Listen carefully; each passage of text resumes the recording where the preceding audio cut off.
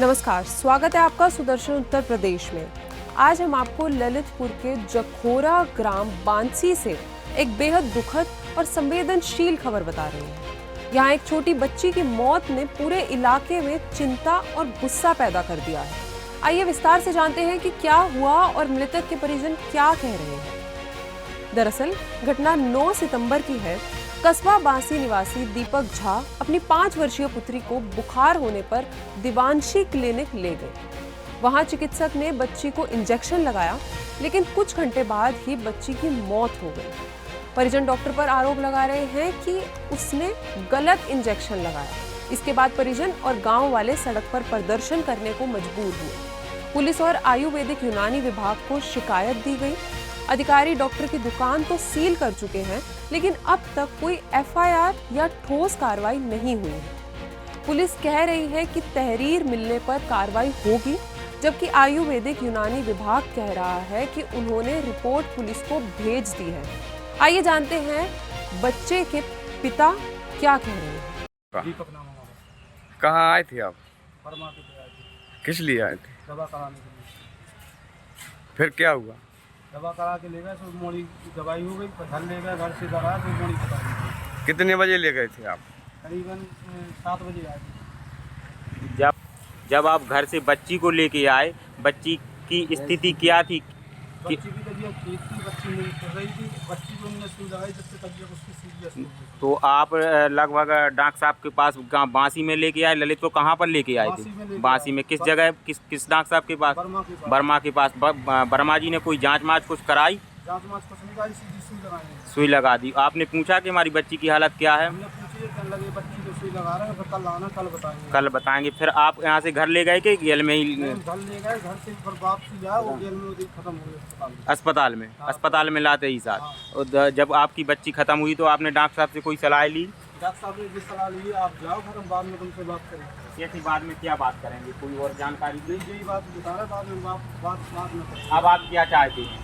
ये चाहते हैं जो आप क्या चाहते हैं? जैसे आपकी बच्ची आप खत्म हो गई है, आप बर्मा जी के अस्पताल में, तो आप क्या चाहते हैं? आप डॉक्टर पे क्या आरोप लगा रहे हैं? आपका क्या आरोप है डॉक्टर पर? डॉक्टर साहब ने सुई लगाई, हमारी जब से बीमार होगी बच्ची। नहीं तो सीरियस क्या चाहते हैं आप, ये बताएं। आप चाहते क्या है? आप कोई कानूनी कार्रवाई चाहते हैं? कोई कार्रवाई चाहते हैं।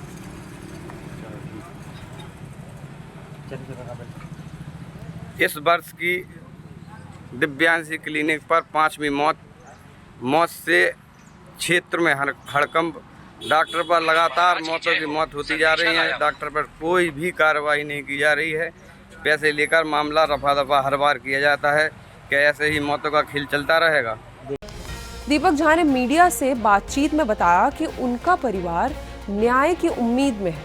उन्होंने कहा, हमारी बिटिया की मौत के बाद हमें न्याय चाहिए। डॉक्टर ने कहा, गलती की, इसकी जांच होनी चाहिए, पर एफआईआर तक नहीं। समझौते की बातें सुनकर हमें भरोसा नहीं हुआ।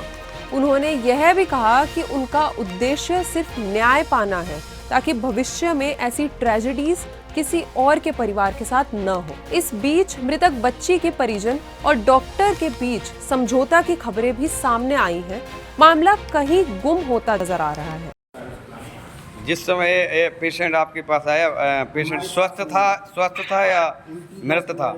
जी जी जी। कोई बीमारियाँ चल रही, कोई कुछ हमेशा आती, हमारी अजीब बच्ची आती है, माँ बाप सभी आते हैं हमारे पास इलाज करने। डॉक्टर साहब, आपने इलाज करी मोड़ी को? क्या आपके लड़का ने कर? लड़का ने करो। लड़का को पता है कि क्या स्थिति थी, क्या उसे बीमारी थी, आप बता रहे हो? हम आपसे जो निवेदन कर रहे हैं कि जो भी पेशेंट अपना बच्चा बीमार था ले आ रहे थे, कितने दिन से आपके पास आ रहे थे? पहले आता था, लेकिन आज तो अभी आया। दीप भैया कितने दिन से लाए डॉक्टर साहब? 4-5 दिन से आ रहे हैं।